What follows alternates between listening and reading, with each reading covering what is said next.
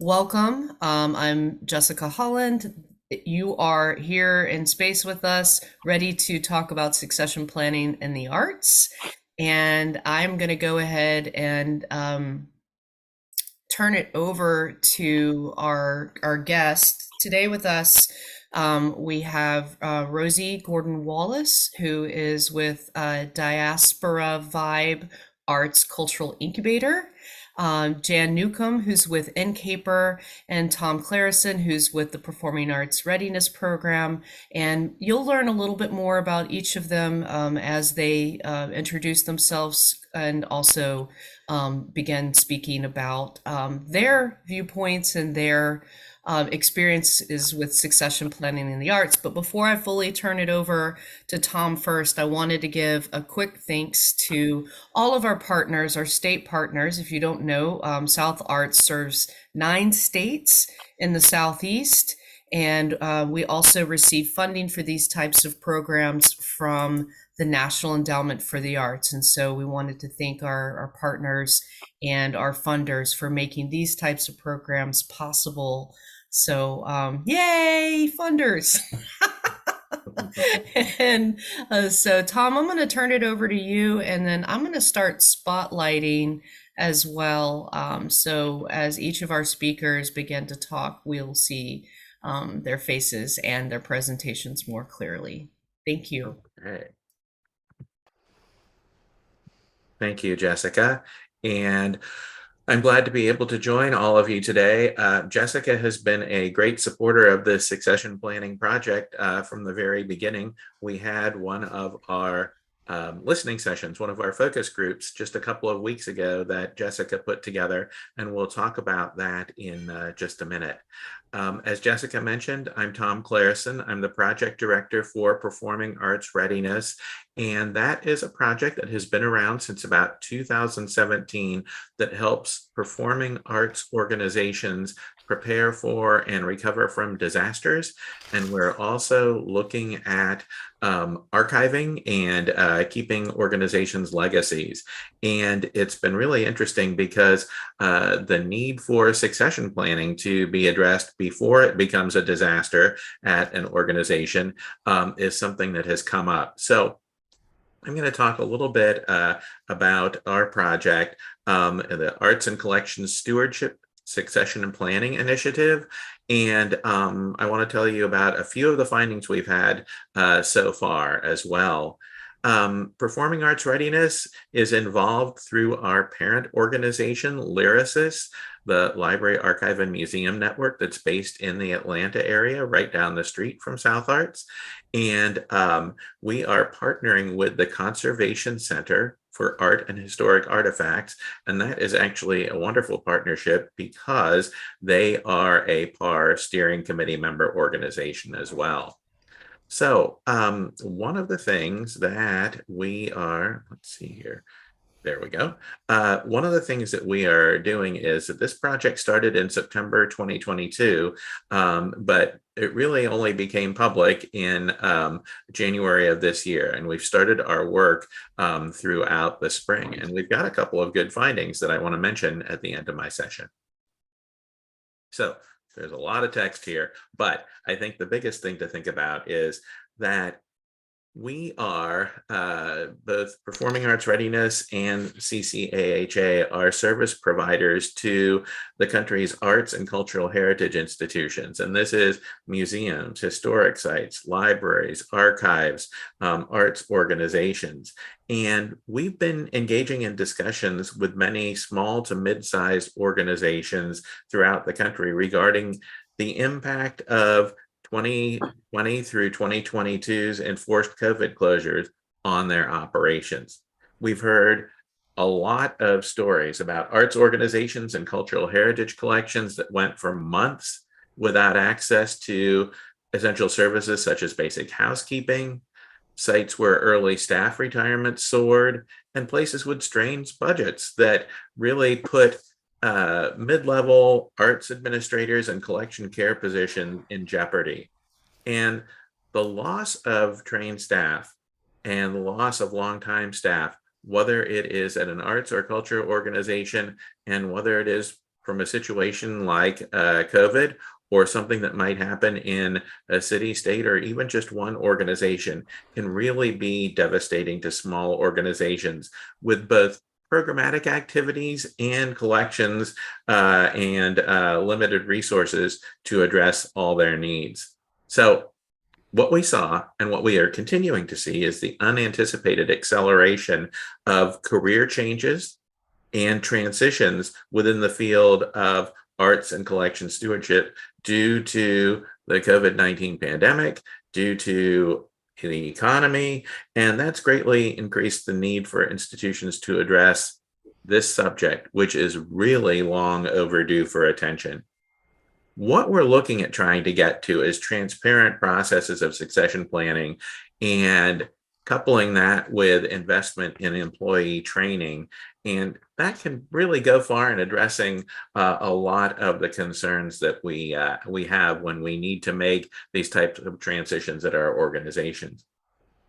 Now, I think in recent years, nonprofit leaders have begun to address succession planning as a critical element in determining the organization's long-term effectiveness and long-term sustainability. But we've seen some helpful resources come out that have been created to help the organization's leadership in preparing for and implementing succession plans for high-level staff and the most critical board roles. However, while these resources are great for general information, what we haven't seen is a whole lot of industry-specific resources to talk with arts administration leadership, to talk with staff, to look at boards of directors at arts, museums, archives, and libraries, and think about issues too that address diversity, equity, inclusion, and access and accessibility. And that has been a huge topic in the discussions that we've had. So just coming back to what we have on this slide here, what we're going to do through this project is create a suite of resources focused on succession planning. Think about good practice strategies. We never like to say, oh, these are absolute best practices, because we're trying to collect good practices from all over throughout the community. And really what we've started is centering this with a cluster of small group listening sessions or focus groups.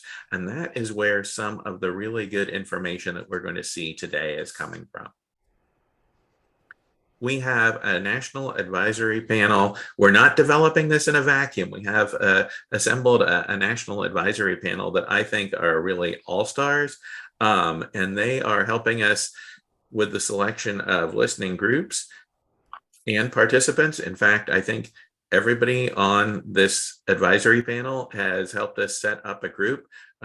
We originally thought in our grant that we were going to do 6. The number is now 12 and counting, and it seems to be going up every week. So we're hopeful that we can get a number of these done before the fall and learn from those, and that will come into some of the other work that we're doing. They're helping to determine the structure and analysis of the data from the listening sessions. We're going to also have a project survey that I'll talk about, and then they are going to be part of the group that is helping us write, test, and present the suite of resources that we're coming out. So we are looking at a timeline. We started early this year with some of our activities, and we've been doing listening sessions. And as you see, the number is going up. That was a number from yesterday. We'll see how many are added by the end of today. We're going to have a national survey distributed throughout the field, and this is throughout the arts field, but also the library, archive, museums community, to take a look at collecting data on succession planning processes and practices. And then in the fall, we'll do some analysis of all of this. But what we're hoping to do is actually by end of this year and the beginning of winter, develop and test some resources and start with, as early as we can next year, hopefully in January, some conference presentations and more webinars dealing with this topic. It's been really interesting. Many of you might have conferences that you're going to, like Chorus America. We're going to be doing something at Western Arts Alliance, a number of other conferences where this year we're holding roundtables and we're holding some of these focus groups. And next year we're going to come back and talk about what the findings have been and what the tools are. And the other thing about next year is we've started a bare bones website devoted to the project, but it is something that is only going to grow by the time that we are completing the project. We have a bunch of outcomes, and this is the area I think people are most interested in. Technical bulletins, resource lists. We have already started on the checklist, and that has been thanks to the focus groups and listening sessions we've had with South Arts and with some other groups. Infographics are already starting. We had one participant in one of last week's focus groups that had some work that she's already done that she's actually interested in sharing with the arts and humanities community. And we're going to do videos and webinars as well and have live training, live educational programs around the country. So what you all have been waiting for is not all that administrivia. It's really some of the findings that we have. And from our 5 focus groups to date, here are a couple of the things that we've been thinking about. There's been definitely a lack of any kind of records or policies documenting past succession planning. We did one of our focus groups had about 89 people in it. 3 had any type of plan for succession planning, any type of policy at their organizations. The need for tip sheets and checklists on the topic based on real experiences, not something that's out of a textbook or, out of just Harvard Business Review. We want something that has come out of the arts community. People have started to talk about and ask about where can we get outside coaching, professional guidance, and advice on succession planning. And I think that there are a number of organizations that are doing this and are doing it not just for corporations, but they're doing it for not-for-profits, arts organizations as well. So we are definitely going to pull together some lists of coaching groups who have worked with arts and humanities organizations to do this. We really liked this idea of knowledge transfer, capturing the work and the processes of the predecessors before they leave. And Jan will talk about a little bit later with the projects that the National Coalition for Arts Preparedness and Emergency Response, or Incubator, does, that they have had a really good resource out since the middle of the COVID period that's called Organizations at a Crossroads. And that really brought forth this idea of knowledge transfer. And now everybody's jumping on that idea of how can we do that? Collecting oral histories before staff leaves. I think that's good for keeping the legacy of your organization. It's good to have, a recording of some of the people who have been on staff. But I think it also is something that can actually build into some of the programs that you might put together. Are there videos that you can do? Are there things that you can have even in the lobby of your theater, in your performing arts center related to these oral histories? I would say that the idea of succession and transition times offering an opportunity to reflect on diversity, equity, inclusion, and accessibility issues is the biggest thing and the topic that has surfaced the most in all of these discussions. And so that is something that we're going to definitely focus on in our reporting. And then there were 2 things that we expected the first one, but not as strongly as it's come out. Can we get funders to help organizations invest in succession planning since it's key to organizational sustainability? And so, that's not something that a lot of organizations, a lot of funders put money into now. But is that something where we can get some help? Is that something where there might be a funder out there who will put that kind of a line into some of their grant categories? And then the most interesting and somewhat unexpected comments were that succession planning should include support for outgoing leaders as well as incoming leaders. The idea that, especially in the case of a founder or someone who's been working at an organization for a long time, this is going to be a big life change for them. And, you probably may not want them continually involved with everything that's going on in the organization, but I think that there are ways to keep their legacy in mind. And so we had a real interesting plea last Friday from one of our participants, and that got a whole sub discussion going on support for outgoing leaders. So those are just a couple of the things that we've been talking about, and we're certainly going to highlight as much of these as possible. And what I wanted to do for you to be able to keep in touch with the project is Michelle Eisenberg, who's the new executive director at CCAHA, and I are the two project leaders and contacts. So please, through Performing Arts Readiness or through just emailing me, please continue to get in touch, and you'll see this is the actual place where we sort of have our beginning of our webpage going through the ccaha.org succession website. So let us know if you have questions about or actually want to participate in the project. We hope to cover a lot of you and a lot of participants with our survey, but there's also possibilities to do some of the focus groups and listening sessions between now and around Labor Day. And I think that we'll probably wait to take questions, or you can put additional questions in chat, because at this point, what I want to do is end my show here. And actually, I'm looking forward to Rosie talking about her thoughts on succession planning issues. So let me get my presentation off screen here and shut that part down. Whoa, you don't want to see that. Okay, thank you. So yeah, just wanted to give that information about the program, and certainly if there are any other kinds of questions here, let me get to those really quickly. There's a question for you about if there were going to be grants from that Yeah. series of things you're doing.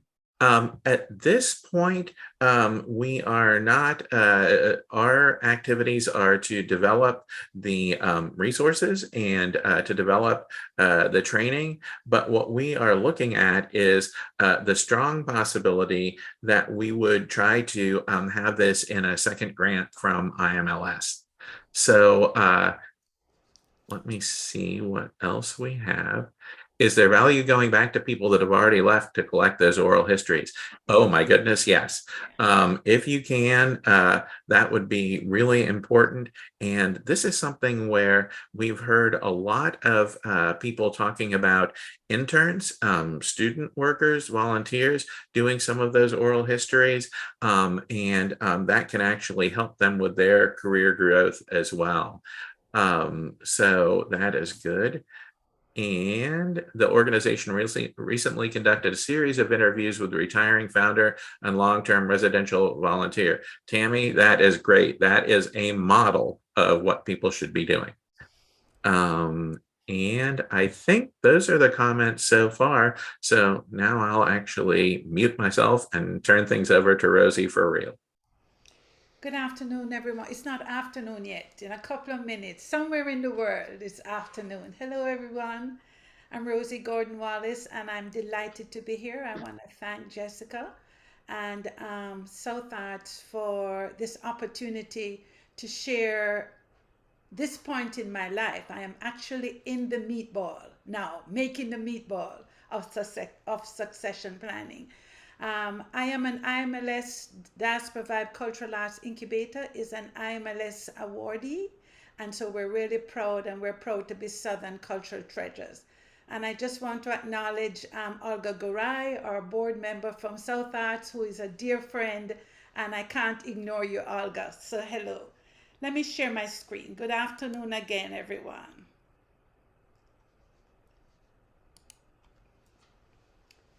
Is everyone seeing DVCAI Succession Planning 2023-2026? Yes. Perfect. So in 2021, I approached my board with the urgent desire for us to look at not only strategic planning, but at succession planning. And the reason is I am a founder of Diaspora Cultural Arts Incubator. And we have been in existence since 1996, so 27 years.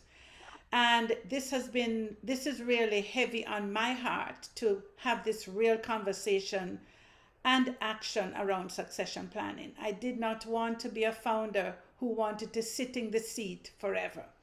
So I'm going to take you through our thoughts, and this is exactly where we are in the planning. I want to talk a little bit about the objective of the succession planning initiative that we have. I want to give you a framework of where we are. We have, in the last 2 years, thanks to the Mellon Foundation, been awarded a grant to onboard our first paid executive director, Tanya Dezunes. And when that happened, I went full board in having this conversation with our board. So there are 3 things that I want to talk about initially. The alignment in leadership around the critical areas of focus for the next, I'm going to say, usually the plan is 5 to 10 years. In my case, the plan is 3 to 5 years. We are agreed, we have to be agreed on values that are important to the organization. We also have to focus on the development efforts to assure leadership and continuity. This conversation of succession planning is not a death wish, and I use the word lovingly, because founders have to, I think, and let me speak first voice, we have to understand that you've done the work, you've built this baby, the baby is toddling, the baby may be small because we are a small organization and we intend to remain small. There's nothing wrong with remaining small, but that there's absolute value with next generation intellect and next generation energy in moving the organization forward. We want to make sure that the organization is strengthened and that the systems are in place. We're going to have to make sure that there are resources necessary to make sure that this transition happens seamlessly.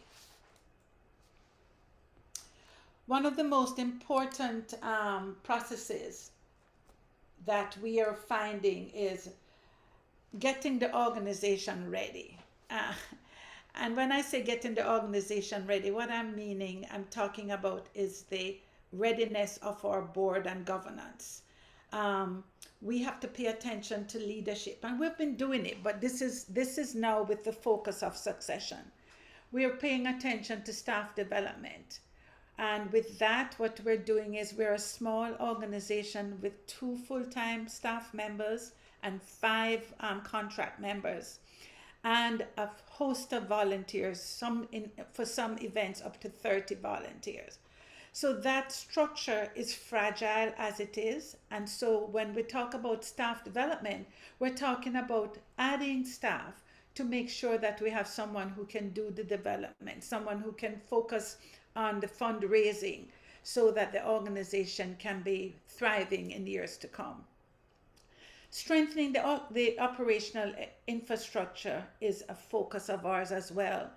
And one of the things that we're doing is that we're meeting in small focus groups. We're going to hire as funding becomes available. But I learned yesterday, I learned yesterday on our call is that we don't always need money to do the things that we think we need to do. So we're moving ahead, making sure that these situations are in place. So basically, we're readying the organization for the new challenges, and this is going to require discipline and honesty and hard work. And we also have to get away from the word called fear, the fear of what is to happen next. The hard part about succession planning is confronting the gaps. You know, the gaps that we have. We know that we are small and nimble. We punch above our weight, but we also know that there is absolute value in the 27 years of work done in Miami-Dade County. Leadership development. What does that mean? It means that we have to collaborate. It means that we have to reach out to other organizations. It means that we have to speak differently with our funders. We have to say, you've invested in us for 27 years. We have produced the work. How about taking us on the journey for the next 27 years? The senior leadership in small organizations such as ours is stretched to the limit. And so what we've been trying to do, both Tanya and I, is to invite collaborators, folks that have done this before. And then in my experience, I have not had many chances to find collaborating organizations actively doing succession planning. Sadly to say, my colleagues are colleagues in England and in Canada, folks that are my age and are at the same journey with their organizations. So we're looking to build these small communities, and the South Arts Cultural Treasures, those 17 organizations. I see it as a real resource for us to be able to continue this conversation. There's a life cycle in succession planning that I want to talk a little bit about. First of all, you have to come to the realization that this needs to be done. Then you have to do the plan. Then we have to have the operations around the plan. Then we have to make sure that our staff is emboldened and there is additional resource for us to be able to do that. The areas that I find most challenging are the areas of fundraising, because when we look at our fundraising pie, when we look at that pie is very narrow in corporate giving, heavy dependence on government, and on foundation funding. So we're looking at that mix to make sure that these conversations continue. And in the middle of this slide is Tanya. Operational infrastructure. How are we going to identify what we need? That is a challenge. How are we going to continue to present the work that we're presenting, present our programming, our international exchanges, our artist in residence programs, our day-to-day exhibitions that we offer with Miami-Dade County Cultural Affairs support? How are we going to continue that and continue to have these conversations around succession? Let me speak personally about what that means for me. Succession planning is a liberating conversation for me. It means that we have done a good job in preparing the organization to take the next step. And I'm so happy to hear that Tom had this real amazing conversation around organizations at the crossroad. And also, Tom, I'm thrilled to hear that you talk about support for the outgoing leaders, because I'm certainly going to need support when the time comes to leave. Folks, that is for me. Let me just wrap up to say that each member on our team, meaning our board of 9 professionals, is engaged in this. Each of us are looking to engage and invite some C-suite members to come and join us. Each functional level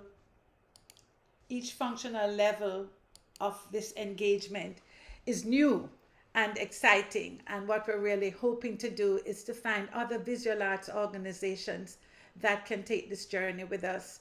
The need for experience in this real conversation of succession planning is dire. So I want to thank Jessica again for this opportunity to share this middle passage that we have in moving this organization forward. This is my baby, and in handing it over and being able to look back with joy as it thrives into the future. Jan?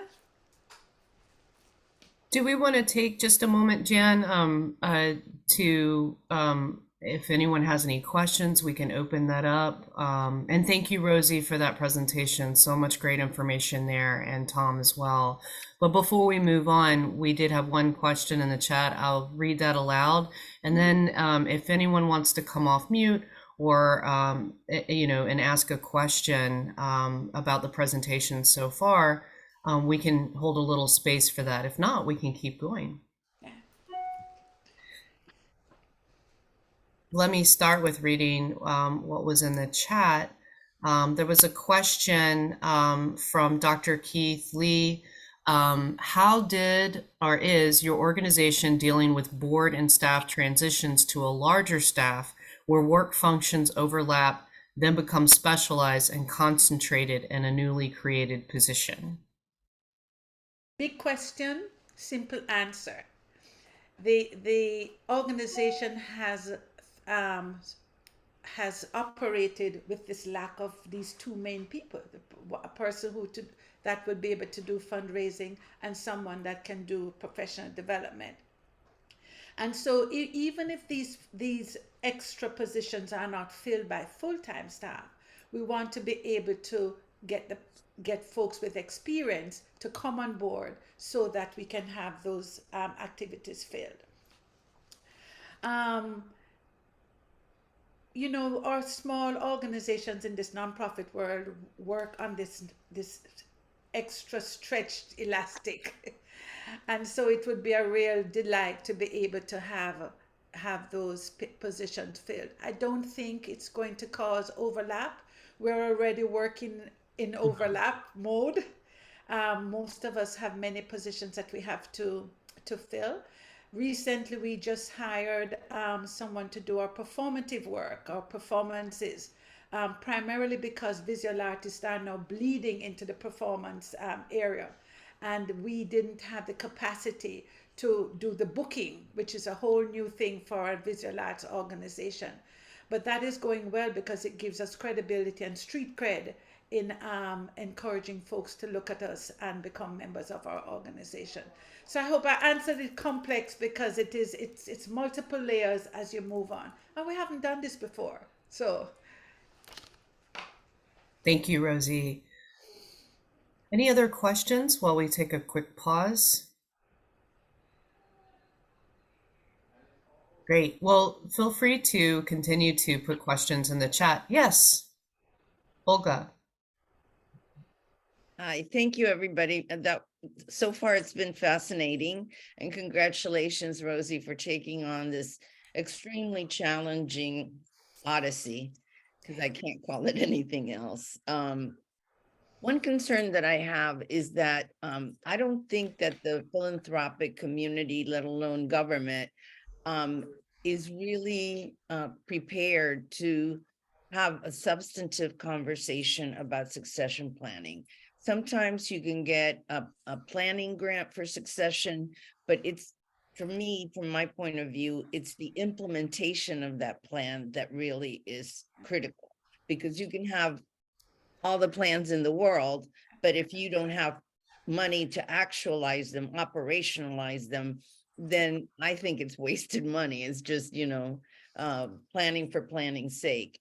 And I think that, an initiative like this, which brings to bear important organizations in the field, it's really important that that these real heart-to-heart talks are taking place with the funding community writ large, because if we don't have the resources to move forward, and the other element is that Rosie has developed relationships with funders over the 27 years that the organization has been alive and thriving.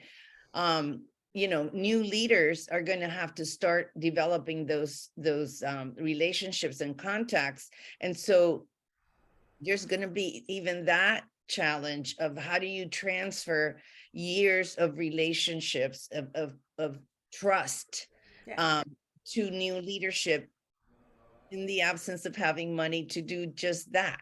So, you know, it's to me, it's really thrilling that you all have come together as a coalition, as a cohort of national organizations that are going to hopefully get the ear of the funding community, so that it's not just, you know, glad handing about succession, but it's really meaningful support. And there are some funders like the Mellon and the Doris Duke Charitable Foundation, which I used to run the arts program, that are starting to sort of come to the realization that this is a field-wide phenomenon that needs to be addressed. So thank you. Olga, thank you. I just wanted to say that yesterday with Tom and Jan, we also talked about the fact that the folks with whom small organizations such as ours have the relationship, those folks are aging out as well. And so I am leaving after 27 years. My colleagues around the country and the globe are leaving, because that's how you build community. You build community with folks who are like-minded, doing similar things, and have the same passion. And so the relationship that I have with a Warhol or with Ford Foundation or with Miami-Dade County Cultural Affairs, Michael Spring has been there for how many years? All of those relationships are changing. And so when we talk about it, real school talk with our board members, I am trying to lead by putting the fear and scarcity away. Because at the end of the day, in 2026, we're going to have a real conversation of what the next leadership is going to be. And so we're looking for these 3 to 4 years to pass some of those relationships on, build new relationships, Olga, to your point. But in building relationships, you have to go and meet folks. We have to go to conferences, grant makers in the arts. We have to make sure we're there, that we can have these real conversations. It's not us or an individual that's going to suffer. It's our entire ecosystem that's going to suffer. And so Yes. thank you for bringing that out. And also, I just want to say we have to have the audacity to when you speak to a funder, and I've had these conversations with Deborah at Mellon, please assist us with the colleagues that you know who have had this experience, so that we can hear from them what the potholes are, so we don't drop in them as well. So it's real. I mean, I'm so happy to be able to come on. It's my first time speaking to a broad conversation, and it's nerve-wracking. Nobody wants to look at your mortality straight in front of you, but that's the reality, and I want to do it with joy, and to be able to pass this knowledge on or share this knowledge to my other colleagues in the field. And Thank you, Olga, for that great comment and question. Thank you, Rosie, for that response. if could I jump in for just a minute, addressing Olga's comment as well. I think that you're right. The implementation aspect has not been looked at much. One of the things that I'm looking at is, can we stretch some of the definitions of a couple of different kinds of grants that are out there right now, like capacity building grants? Because this is really a way to build capacity for the future, or sustainability grants. And Dr. Lee was mentioning some of the things that state arts councils offer. Can we stretch those grants as well to start including these? But yeah, it's going to take a lot of advocacy for people to start thinking about giving any kind of money for just beyond the planning. So I appreciate that point.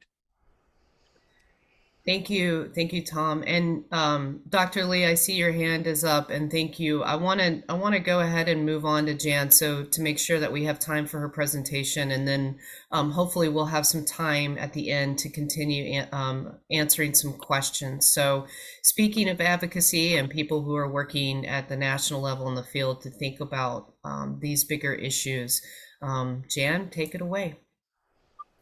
Thank you.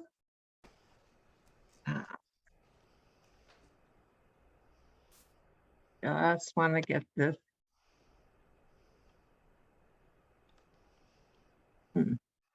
Executive Director of the Ah, Martha Graham Dance Nope, Company. nope.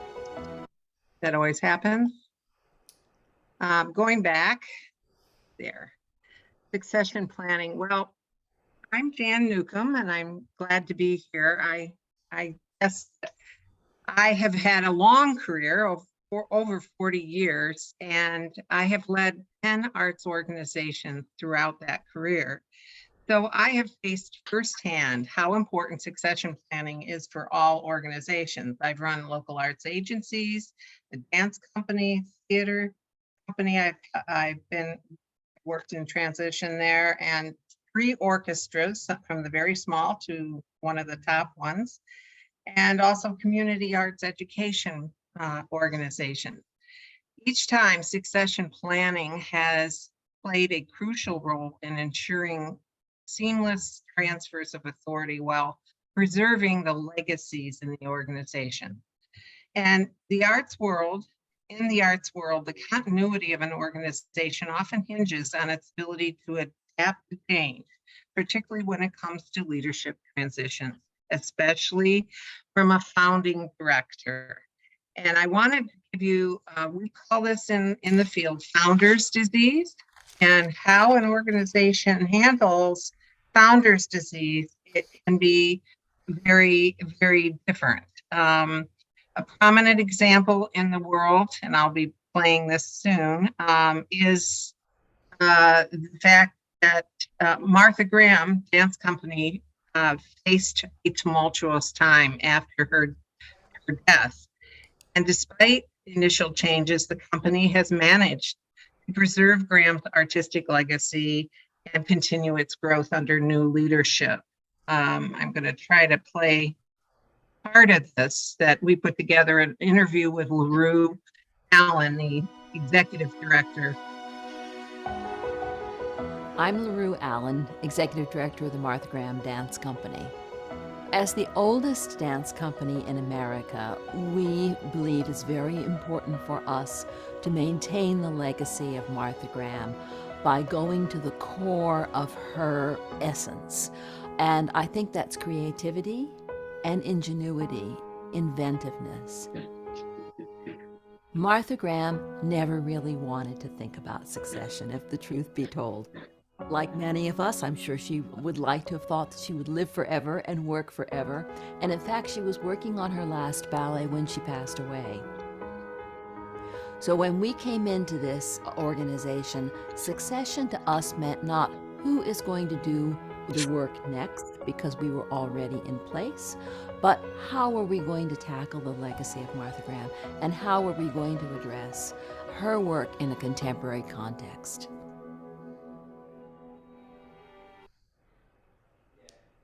So key to that success, as LaRue mentioned, was in 2005, the company appointed LaRue as executive director and Janet Albert as artistic director, and they were both Graham dancers. So they together have continued to build on the foundation laid by their predecessors and, of course, Martha Graham herself, introducing innovative programming and ensuring the company's long-term stability. Now, this is a photo of Paul Taylor. The Paul Taylor Dance Company was founded by, actually, he was known as Pete Taylor, and it serves as a prime example of a well-executed succession plan. Taylor's approach to succession planning was based on his own experience as a dancer, and he recognized the need to cultivate new leadership talent within his organization. So he established a clear hierarchy and provided opportunities for dancers to grow and to develop their skills both as choreographers and leaders. He announced his successor in 2014, Michael Novak, who had been a member of the company since 2010. Taylor continued to mentor Novak until his passing in 2018, which ensured a smooth transition. Novak's appointment as the artistic director has allowed the company to maintain its artistic integrity while also evolving and expanding its repertoire. So, after being a CEO CEO 10 times, including 3 times as an interim CEO consultant and 1 on-loan executive position. I think I've got some really interesting, well, for me, important rules. Starting with number 1, it's never too early to start in making sure you know and understand all staff and what they do on a daily, weekly, monthly, and yearly basis. I used to call this the drop dead book, but it's really now we're calling it knowledge transfer. And on Incubator.org, you can find arts organizations at a crossroads and learn more about this tool of getting similar staff members together to almost teach each other what they do. And this really helps, especially in small organizations that don't have a lot of depth of staff. It really gets you to the point where you really know what people are doing, or if you don't know exactly how to do it, you have an idea of what is having to be done. So trust, number 2, trust needs to be maintained amongst all stakeholders and involving your board, your staff, and community, your donors, and especially. And then number 3, encourage the development of staff. I don't know why it's so difficult, but people don't understand that not all good managers know how to be good leaders. It seems like it should be an innate piece of knowledge, but managers need to have time to develop leadership skills so you can make it happen. And that's important to do. Number 4, create a transparent process and communicate it. Also, be open to feedback and suggestions as you do this, and because you'll have different ideas from different elements of the organization. Number 5, plan for the long term. Consider the future needs of your organization, including artistic vision and financial sustainability. It's what Rosie was talking about. You know, she's had 27 years with all these different donors. We need to make sure that that goes on for, as she said, another 27 years. 6, foster a culture of mentorship. It's kind of relate to number 3 or whatever I have said before, but I really, really, truly believe in developing a strong and capable team that can be prepared for and embrace leadership transition. And it's never a bad thing to really plan for and really put in your budget things that your staff can learn from and be part of beyond your organization. And number 7, be adaptable. We mentioned being nimble. You've got to be nimble throughout this process. And make sure, number 8, there's a roadmap to keep the plan relevant and up to date. As we were saying, a plan that is not reviewed and maybe modified due to circumstances changing is a plan that isn't a plan. 9, communicate the vision to new leadership. I can't tell you, but communicate. And that means internally as well as externally. It's important everyone on the staff has a feeling of inclusion on all of this. And number 10, as we said before, celebrate the achievement of outgoing leaders. Welcome your new leaders, but don't forget to honor and celebrate the entire team. I found this, it was funny, we were talking about, it's what Olga said, you can have a plan, but if you don't know how to execute it, you might as well not have a plan. So this is a framework, government's framework for leadership succession, which was written by Rebecca Lambert, who was then at the Arts Consulting Group. And I thought it was important to really discussed as we're talking about actual planning. But the executing of that plan is really what you're looking at and what you want to achieve. In 2017, this arts consulting group surveyed a board of did a survey of board and leadership staff at arts and cultural organizations. They find that only 19% of the respondents rated the effectiveness of their boards in the area of succession planning as extremely effective or very effective. Similarly, BoardSource in 2017 reported that only 27% of responding organizations had written succession plans for the chief executive. So it starts with governing. Phase one, it begins with good governance practices with shared sense of mission, vision, values, knowledge of the organization's impact in the community, and that's very important for sustainability. And then two, you position your organization for transition, carrying out the plan that is already in place as to preparing for departure, notifying key stakeholders, identifying urgent issues and who and how will they be resolved, forming a search committee, hiring an executive search consultant, which I've done, or firm, and determine transitional leadership, which is very important. That needs to be part of your plan. And then think, phase three, understand the organization, embrace the transition, assess leadership requirements. I think someone asked about that. What are you looking for? How did you determine that? That needs to be really looked at. I mean, because maybe you want different skill sets or additional skill sets. And then you need to plan for the search. So now stage four is act. Allow time to recruit and review diverse candidates and maintain consistency in dealing with candidates openly and honestly. Be up to date on legal issues.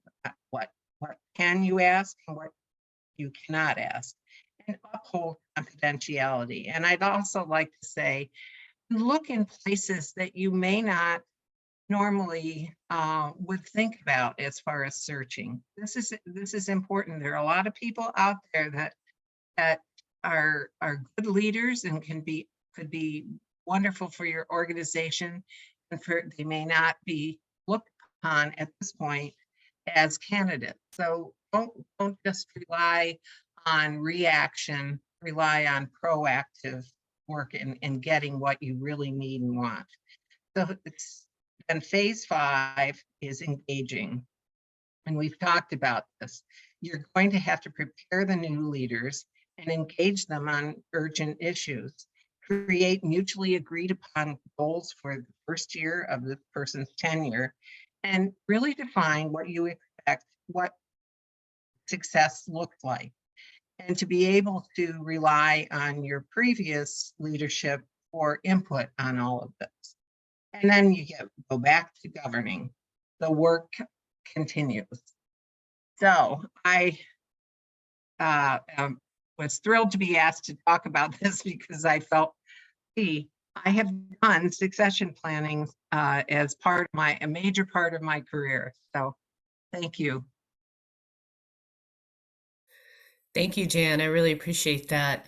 One thing I was going to ask for our presenters, if it might be possible for us to share the presentations as well as the video, and we can share those as PDFs and place them on our website along with the recording. So I want to pause and just open up for discussion.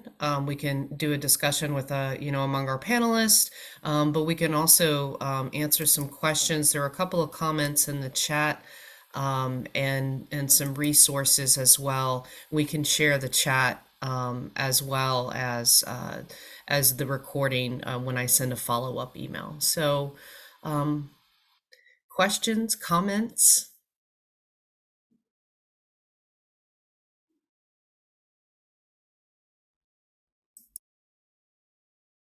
Dr. Lee?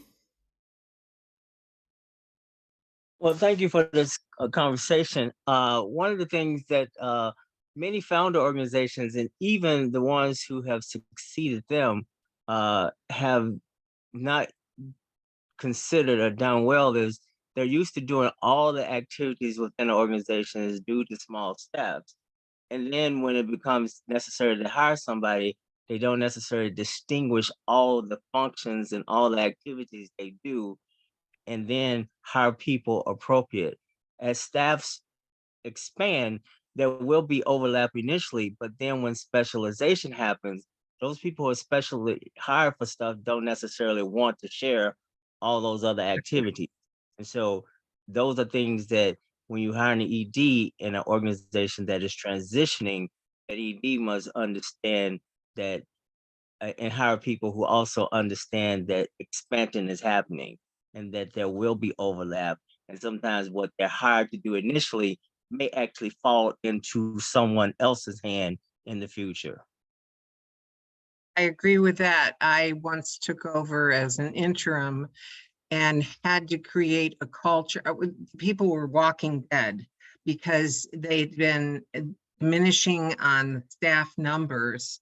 And so people were asked to take on more and more responsibility. And it was really at a dire straits. I started every day, first one in, and I went to every desk.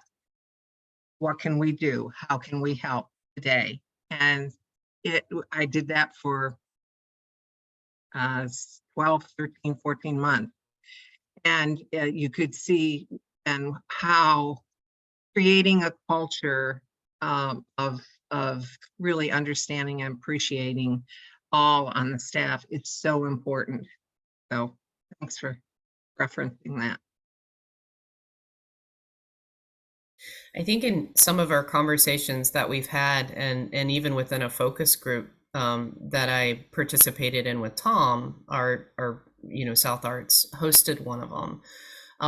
A theme that came up, and it's not one that we want to talk about, but there is also succession planning when an organization does need to shutter its doors.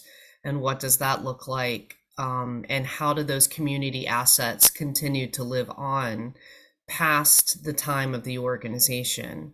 And I think also that goes back into the readiness and preparedness and sustainability of an organization, because for all intents and purposes, what we are stewarding are assets that belong to the community and not any one person. So how do we continue to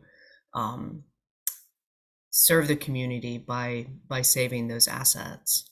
And that is really really was the beginning of the organizations at a crossroads. People were wanting to know, what are my legal obligations? And so we did all that research and all those interviews. So that can be found, get you started on ncaper.org. And I shared that link in the chat, and I'll share it again, and as well as all of the links to the information that has come up. Kathleen Brady has a question or comment. Hi, thank you. I appreciate the presentations that everyone has given. I wondered if any of the panelists could speak to succession planning in terms of, an unfortunate situation in which an ED dies unexpectedly or something like that, where you don't have the opportunity to kind of implement a plan over the course of many years and prepare, as some of the panelists have discussed, when there's a more immediate need. And do you want to talk about that? Well, I've had one where it was an ethical thing, and I had to come in and make sure that the $6 million Department of Ed money had been allocated correctly, and that organization just brought me in. They knew me, but they should have had, and that's part of your succession plan, is who immediately would take over. And you have to just put that into happening, where the person just adds this as on an interim basis, and whether or not that person wants to then apply for the position permanently. But that's the most important thing you can do right now, is just find someone with an internal person. Maybe it's a board person even, I don't know, but that should happen, because that is only one of the situations that can really rock an organization. And it never happens when you're doing nothing else. It always happens at the peak of your season or whatever. So important things. Thank you. I'll jump in real quickly as well, Kathleen.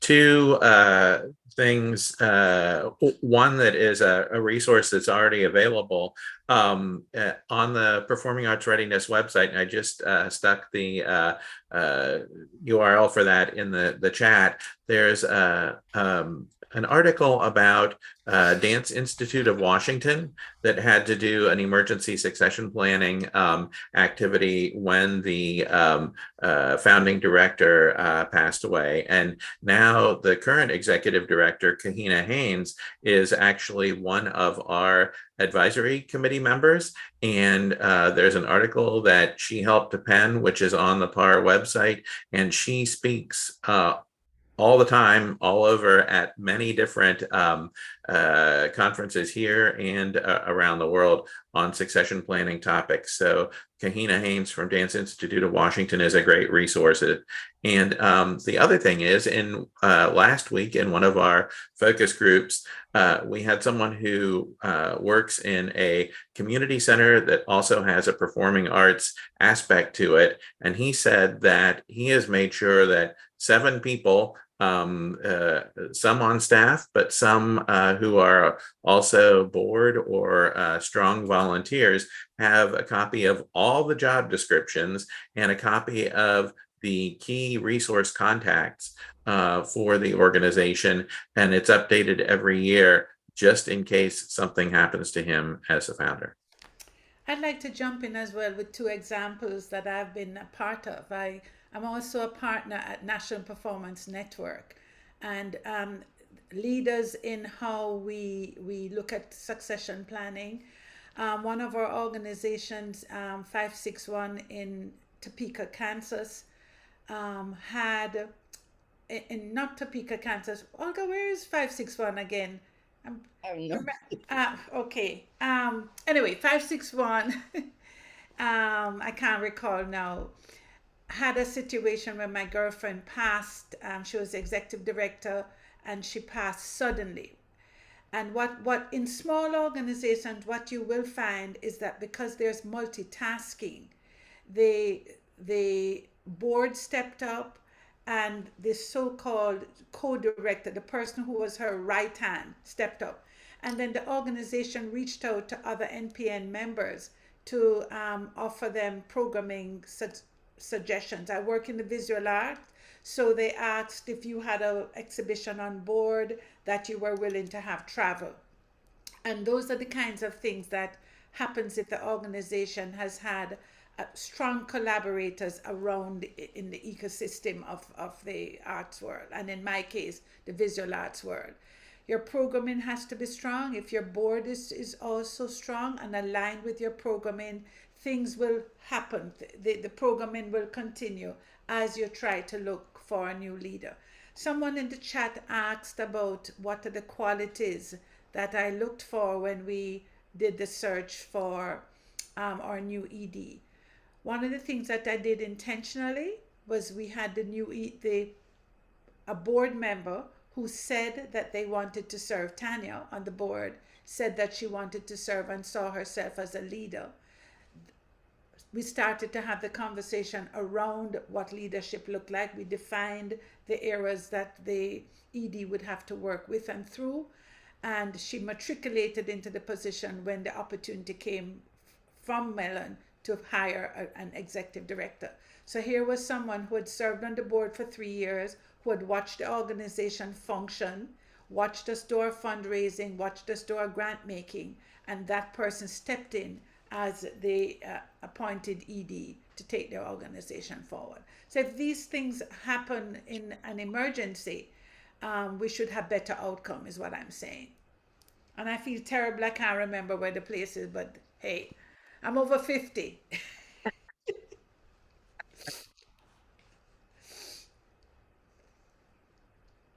There's a couple of Albuquerque. No, it's Birmingham. You're also over 50, Olga. No, I just looked it up on the web. No, it's Birmingham. Okay. All right. Sorry. That's all right, Olga. no worries. There's a couple of questions or comments in the chat that I wanted to read out loud real quickly. So Susan Gully wrote, you may have mentioned this, but do you suggest a flow chart and step-by-step manual for all major portions of an organization? So many organizations in nonprofit work do not have enough staff or extra money. Process manual that at least could be handed off. That's my drop dead book. You know, we're knowing job descriptions do not tell people what you do. I don't even really good job descriptions. It's in it, those little things in between the tasks and responsibilities that are the real execution of the position.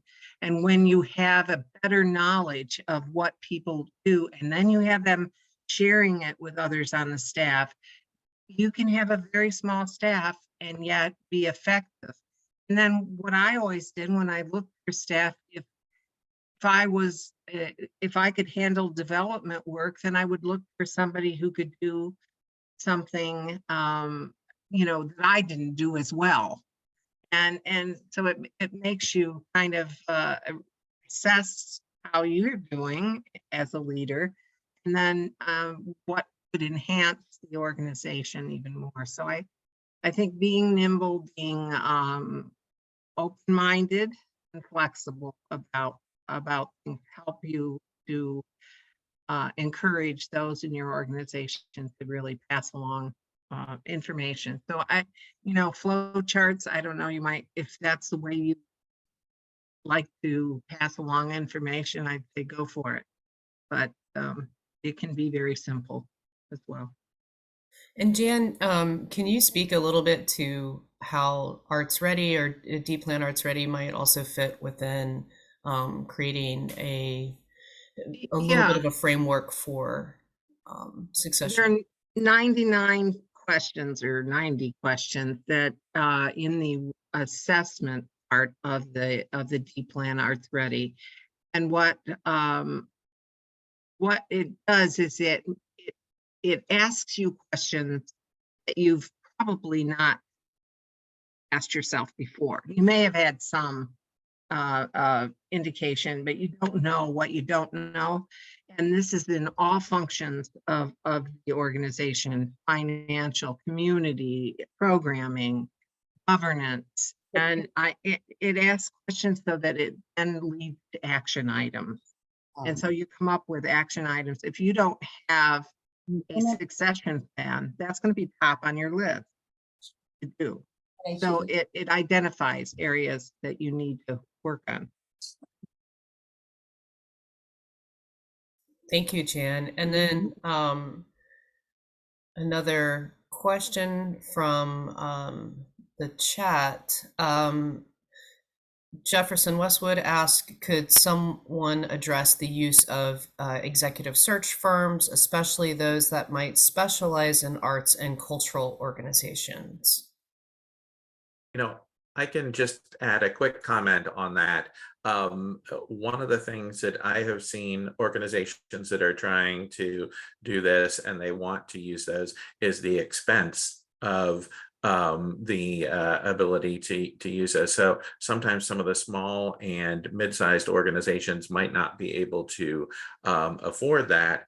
But you know, if you can, the other thing is I think you have to watch out because I want to make sure that the work that's being done in succession planning ties to the organization's legacy, ties to the organization's history, And while sometimes having an objective third party come in and help you is good, I think a lot of this needs to be something that's organic, coming from the organization itself. So if we can, it's good, but you need to infuse it with your organization's flavor.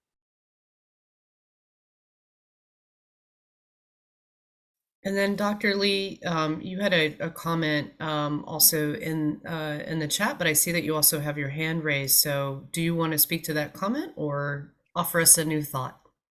Well, I want to speak to what was just said about hiring firms, and in some instances, people can hire consultants from their communities who are familiar with the organization, and then the cost is limited. And so uh, you have to pick out what's right for you. But one thing that Ms. Newsome said also is look in other places. We tend to look in the same places for consultants. We tend to look in the same places for people to succeed the organization. A very problematic thing for me is when board members transition into the leadership of organizations. Sometimes that search process needs to still occur, even if that board member is successful in that position. Search processes teach organizations how other people view their organizations, as well as alert people on the boards to what skill sets and things are needed to operate the organization. So while I understand and applaud people who are on board, current existing boards, who transition into leadership, that organization needs that learning experience and process in order to understand who needs to lead that organization. So in that, Jessica, I guess I spoke to several points that I was had alluded to in the chat.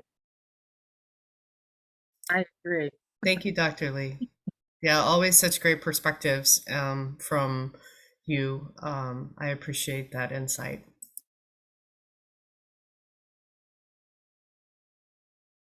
Did I miss anything in the chat? What else is on? We still have about 10 minutes left. We don't have to use up the whole time, but I also want to be mindful that we made the space, we carved it out in our day to learn about this. This is about what you need and what you want to learn about. But Jessica, may I say one other thing? Um, while this conversation is very enlightening and I'm enjoying it, I mainly, when I consult, I deal with small organization and transitional organization, and many of them happen to be ethnic organizations. And this conversation sounds as if some of the organizations have the resources, have some of the infrastructural needs.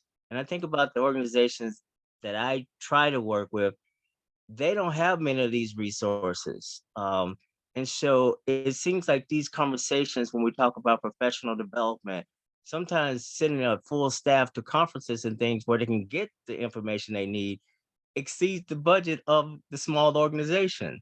So again, this conversation seems to be outside the reach of many organizations, especially in the South, another area I focus on.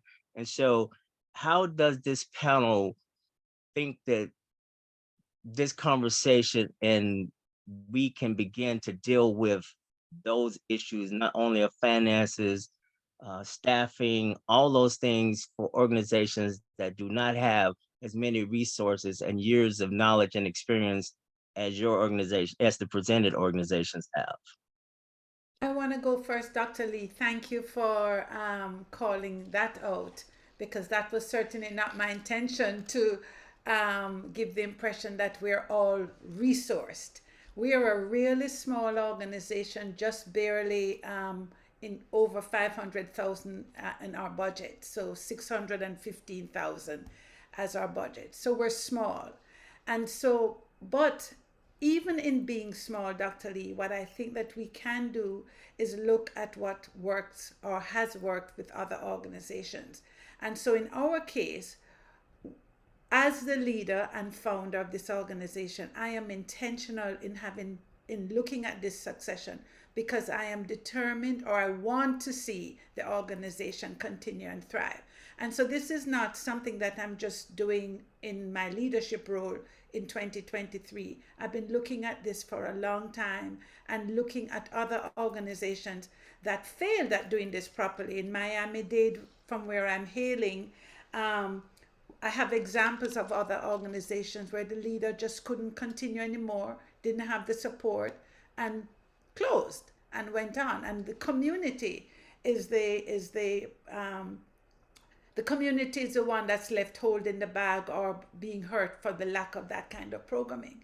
So we are concerned. Almost every board meeting and my daily things that keep me up at night, sir, are where are we going to find the money from to send Tanya to the conferences she needs to go to? Beg, borrowing, and stealing, asking community members to support, given airfare to do it.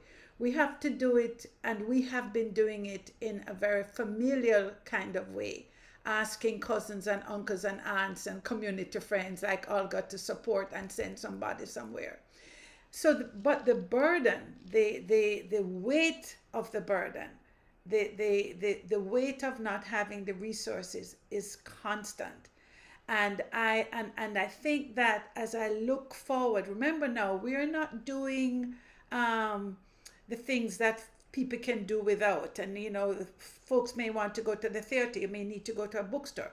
We're doing visual arts. And folks may just not think that this is something that is in their top 10 of their priority of things that they want to engage in. So we have a difficult product as well, but we have a vital and exciting product that our community needs. Post-COVID, who did the communities turn to? The visual artists to make us start dreaming and thinking again. So I hear you, sir, and I don't have an answer. What I can say, it is the topic of almost every board meeting, and I can say it is a topic of my conversation with funders for the organization. What do you have in place that we can access to take this organization into the next level? And those answers are not fertile because many of our grants do not have a slot that says succession, next generation leader, training, and professional development. But I came from the science background, and I am determined with research that the only way we're going to get these young, brilliant next generation leaders is if we get them to spaces where they can have these difficult conversations with other organizations. So trust me, I'm small and nimble down here, sir, and could use all of the support that anyone can offer. Thank you, Rosie. And if I may mention, you know, one of the focus group that that Tom and I, that Tom really led, one of the things that we did was intentionally invite younger leaders. And, you know, we have a program called Emerging Leaders of Color. It was later, the national program is Leaders of Color. And after the training through the national program, we continue to engage those leaders, and some are younger, but leaders, and so one of the things that is sort of been great about that particular program is there's been a lot of really great input that has come from some of the younger folks within that cohort. And so inviting them to also participate in these conversations where they give a different generational perspective has been immensely valuable. And so thank you for that feedback, Dr. Lee. And it's something that we will continue to make sure that we're including diverse voices from all over the Southeast. I have another question. Matthew Keefe has their hand raised. Matthew? Yeah, I work on the executive team at a performing arts organization. And so I'm not an executive director or a founder, but I'm kind of looking at our board and many of the other members of our executive staff and realizing that they are kind of in a age bracket where transitioning out of their roles is common. And we're also a very new performing arts organization. And I was wondering if anyone has some tips for how to respectfully and successfully encourage transition planning with a staff that, or a executive team that might not really be ready to think of themselves in that bracket, but like nonetheless kind of are facing health issues and things like that that might cause us to need to be able to transition. This is when diplomacy is really helpful. But if you were to encourage the organization to be to think about readiness planning, and they do the D-Plan Arts Ready tool, that leads to, as I said before, do you have a succession plan? And it, you know, ways like using things like that to bring up the subject, and hearing what has been said, what Rosie has been going through in deliberately planning her exit. I think, you know, that's the type of thing you can just kind of suggest it and really get, if the people are involved with it, it will be much more helpful. And so even using the knowledge transfer tool, just to say, you know, geez, what happens if you're not here and for a performance and something happens, and I need to know what it is you do in that respect. I think it's diplomacy, but it's persistency, being persistent as well, because it's for the longevity of the organization. Matthew, I want to say that I think that your position in that organization, though you're not a founder and an ED, is very valuable.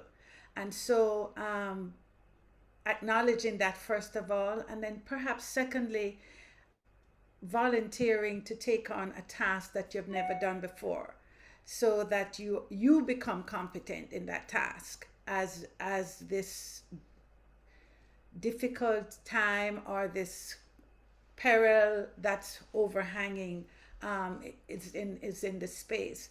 But I agree with Jan, dealing with it with delicacy. This is not an easy topic, folks. This is not easy. And as I said in the beginning of my presentation, most of my colleagues are glued to their chairs.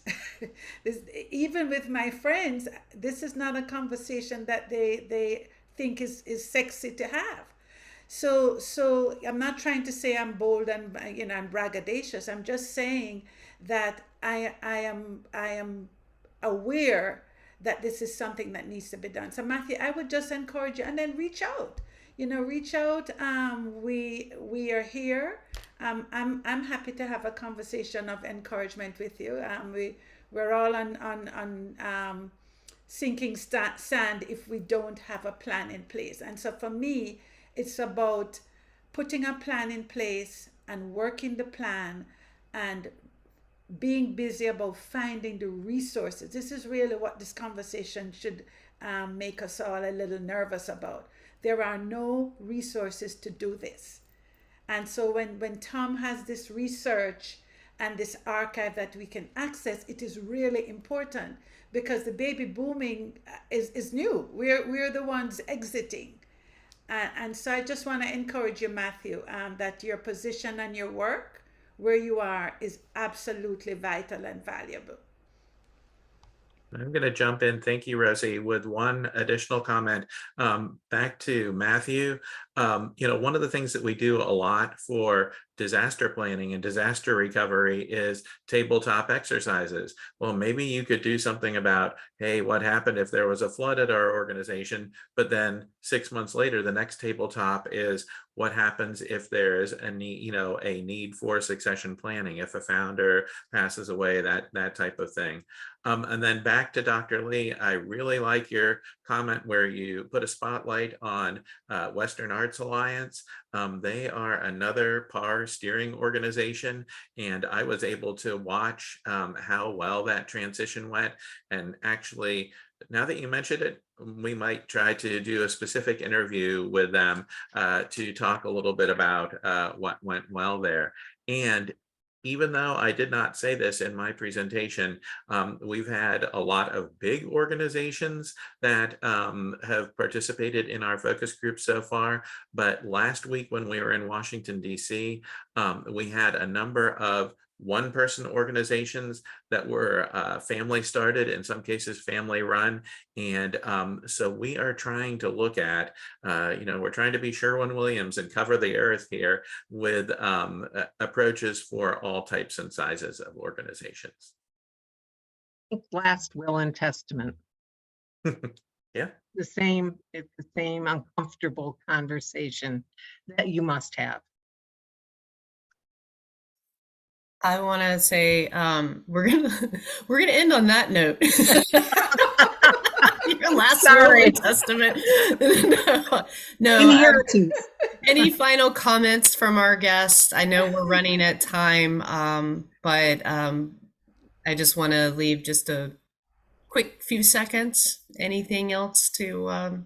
I just want to say, as this feels like a confessional if we have any Roman Catholics in the room. Because it's the first public forum that I've talked about this. People in Miami and in my circle of friends and my board and our ED, Tanya, we talk about this all the time. But to speak on this platform that South Arts has given me has been kind of nerve-wracking to actually hear it again. So if I wasn't able to cover all of the things, it's new folks. It's new to us, and we're taking baby steps. And if it has encouraged you in any way, if you're in a similar situation, then we have made a home run, as we say in cricket. So yeah, thank you very much, Jessica, for inviting. Thank you. Thank you, Rosie. Thank you, Tom. Thank you, Jan. Thank you, everybody, for your time and amazing comments and questions. I will save the chat as was asked, and I'm happy to share that as well when I send out a follow-up email. Either I'll do that today or Monday, and then we'll have the recording as well. So happy Friday, and let's continue to do the good work. And thank you all, and take care. Take care of yourselves. Thank you, Bye, Jessica. everyone. Thank you. Bye-bye. Bye-bye.